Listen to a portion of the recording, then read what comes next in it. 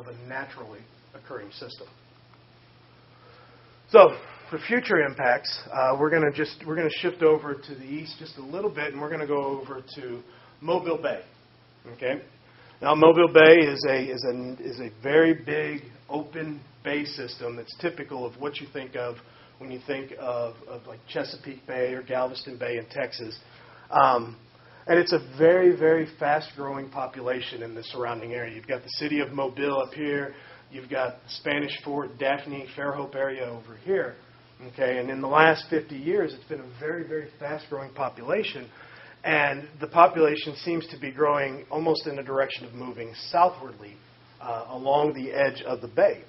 Now, what's happening as the population grows, as it continues to move south, is you go from, it's very impacted up here, hardened shorelines for the city, and then it's becoming more and more hardened as you move down the coast towards the actual Gulf of Mexico. Okay. Well, it's also a very, very important nursery habitat for blue crabs. And these right here are the blue crab landings from 1950 up to 2004. And you can see that almost every year there has been an increase in the blue crab landings. Okay. Well, these blue crabs are dependent on the salt marsh habitats that currently, line the lower part of the bay. Okay.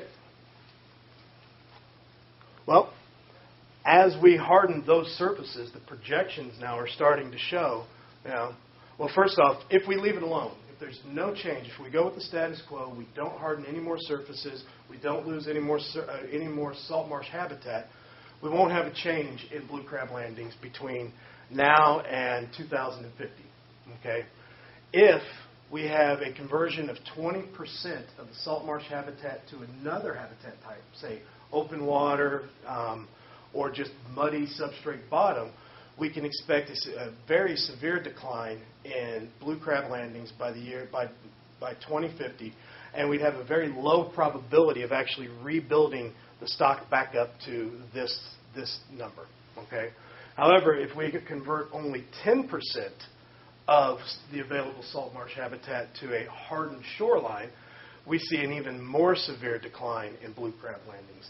And when you look at the probabilities of that stock actually attaining landings levels that were on par with 2004, you have less than a 2% chance of actually getting those kinds of landings that we're seeing now by the year 2050.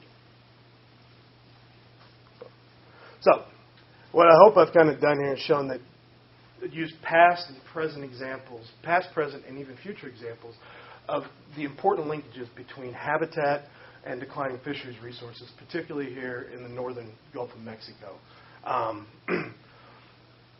But these human impacts to salt marshes or to habitats, it's not just us changing or causing losses of salt marsh habitat.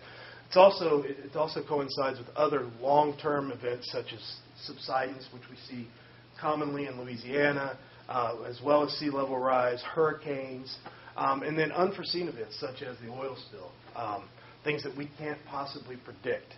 And also that habitat losses aren't the only thing acting on fisheries declines. That overfishing is still a problem. So we have to manage these fish stocks at both ends of the spectrum. It can't just be managing the stock and forgetting about the early life, or managing early life and not worrying about the stock. These two act synergistically in terms of fisheries management.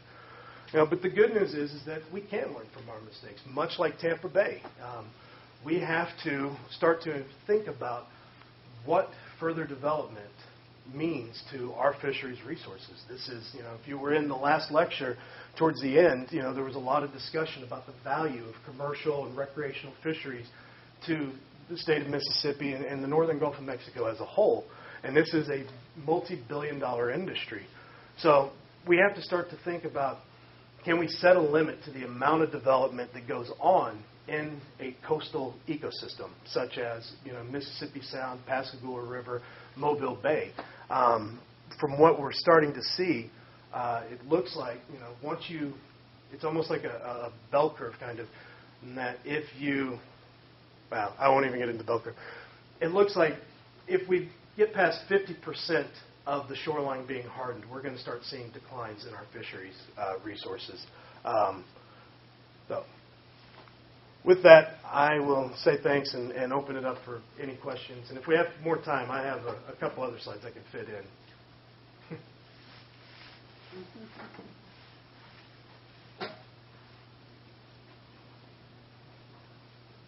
Okay, so since the 70s,